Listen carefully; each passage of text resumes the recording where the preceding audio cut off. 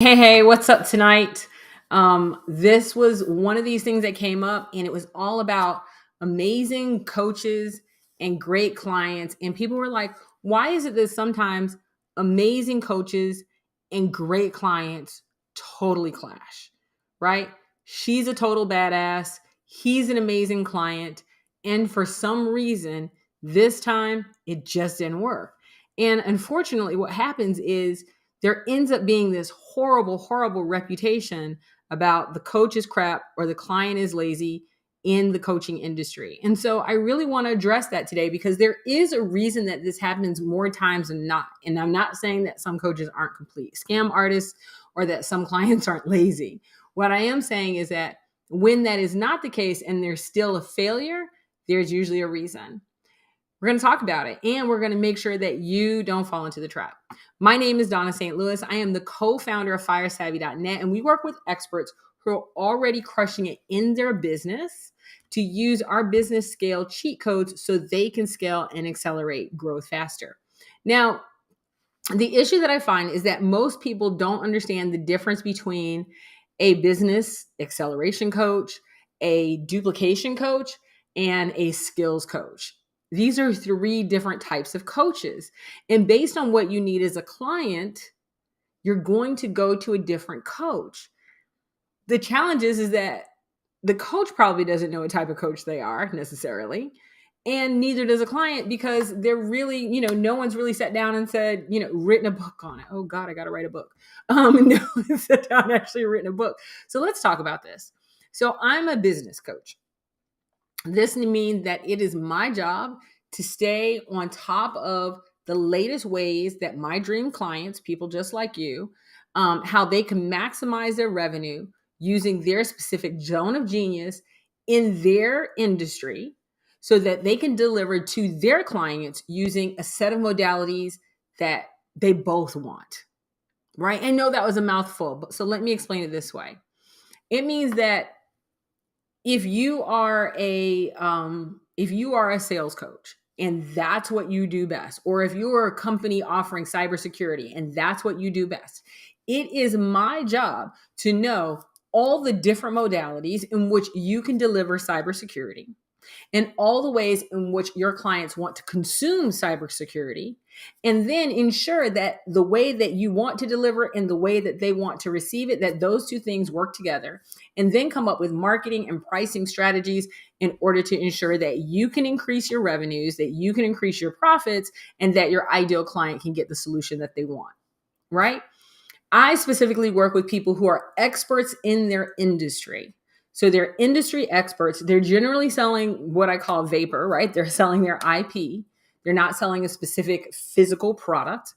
And I work with them to take their expertise, come up with all the modalities that they could possibly use to leverage their expertise that they really enjoy doing so they can deliver their zone of genius in a way that they enjoy delivering it and in a way that their ideal client wants to do it. And of course, come up with a pricing strategy that makes both them and their ideal client happy.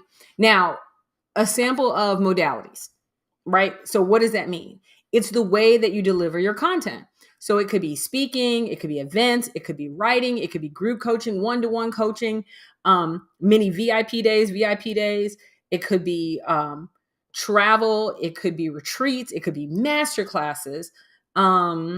It could be volume versus exclusivity, right? So you could be going, well, I want to do a big event versus I want to do a small event.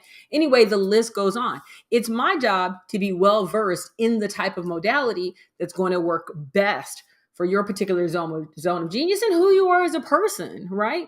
Someone like me, I can do mansion retreats. We do 8 to 10 of them a year. We ended up doing 4 retreats, myself and my co-founder.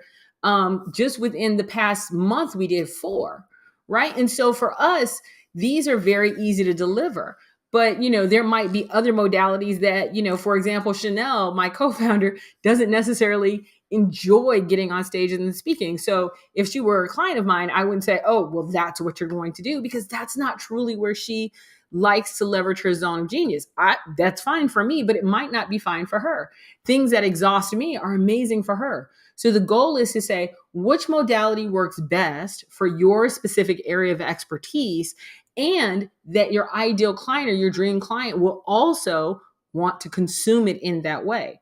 See, sometimes you're like, well, I want to do mansion retreats or travel excursions. And I'm like, is that what your ideal client wants? Is that what they're willing to pay for? Is that interesting and exciting for them? You know, some people are like, well, I only want to do one-to-one, or I only want to do group. Is that a good agreement between yourself and your dream client?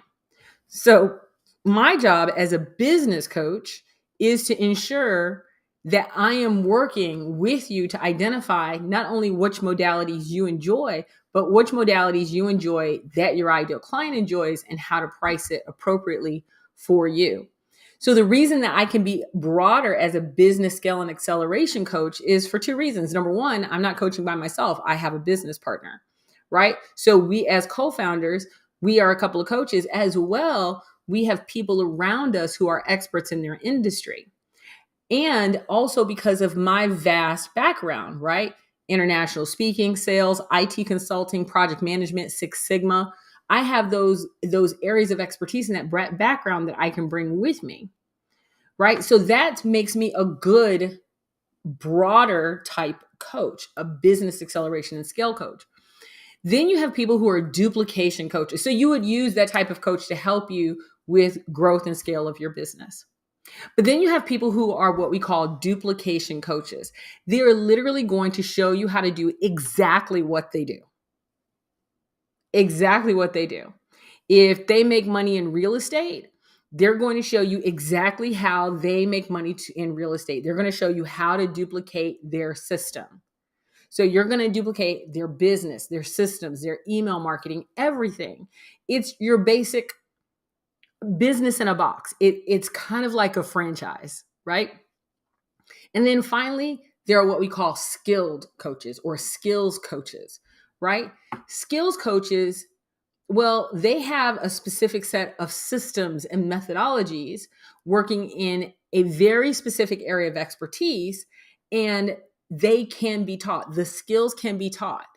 The goal is not for the client to duplicate their business. The goal is for the client to increase their skills in a very specific area in order to find success. For example, you might find, like you want to know how to do social selling better. You want to sell in the DMs better, right? You want to be able to slide in the DMs, and you want to be able to make sales using a messaging platform.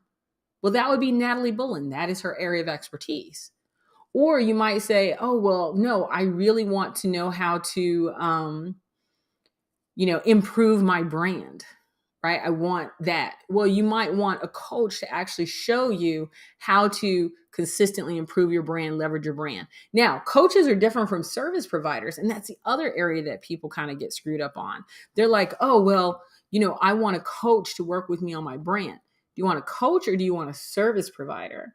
See, remember, a coach is going to teach you, in this case, a skills coach is going to teach you how to improve your skills. A service provider is going to provide you a service that you can leverage within your business. Which one are you doing? Right? Sometimes people will hire a service provider and treat them like a coach, and they are not the same, right? Service provider is probably going to have more of an agency model. A coach is going to have more of an educational delivery model. So that's the other thing. Sometimes when clients come to a coach, they come to a coach saying that they want to solve this problem, and that coach is solving that problem, but are they solving that problem in a way that the client wants? So you have to be very clear on who you are as a coach. Are you a business acceleration coach? Are you a skills coach? Are you a business duplication coach? Then from there, you have several different layers, right? Are you a DIY coach? You have educational material. The person is going to go and learn this educational material on their own, and they're going to do it themselves. Then you might have done with you services as a coach, which means I'm going to have some information that you're going to learn from, and then I'm going to work with you in order to help you get past the challenge you're running into. And then the last one is done for you, right? If you have a coach that's a done for you coach, that's less of a coach and more of a service model. And that was kind of a trick there, because what happens is a lot of times I'll talk to coaches and they'll tell me about their done for you services. And I'm like, that's not a coaching model. A coach doesn't do it for you. Think about it. Tom Brady's coach doesn't go in and throw the ball for him. That's not coaching. So you're really looking at either they're going to do it with you, right? Or it's DIY. But the goal is that they're moving you along. Coaches generally don't have a done for you model. That's a service or an agency model. So here's the thing. What you'll see is that people judge strategic coaching or business coaching harshly, because they'll say, well, they're not telling you how to do it like them. So I'm not coaching people on how do you build a business just like me. Well, because I need to work with you in a way that defines for you to build a business that's best for you, not just for you to duplicate my business. Because how do I know that you duplicating my business is best for you? It might not be, right? So you really want to, people will judge a strategic coach, or a business coach and say, well, you didn't show me how to do it, how you did it. Well, because that's my ideal client is not your ideal client. And the way I'm doing it wouldn't be best for you. What you're looking for is a coach that you can duplicate, or a duplication coach. Others will hate on a coach because they're looking for specific duplication and the coach is teaching skills, right? Which means it's a mismatch. And that's what you want to be careful of. You want to ensure that you're identifying, number one, do you want a service or do you want a coach? That's number one. And number two, if you want a coach, what kind of coach do you want?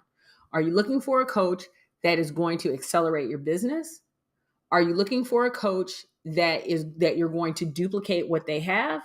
Or are you looking for a coach that's going to help you with your skills? Know which one you're going to look for. And if it's none of those three, then you're likely looking for a service to solve your problem. Understand this is what you're looking for, and then work with that. So let's see. It says, I deliver the best in the basement by myself. I deliver best in the basement by myself. I don't understand the question. Sorry. I don't understand what that question means. I deliver the best in the basement by myself.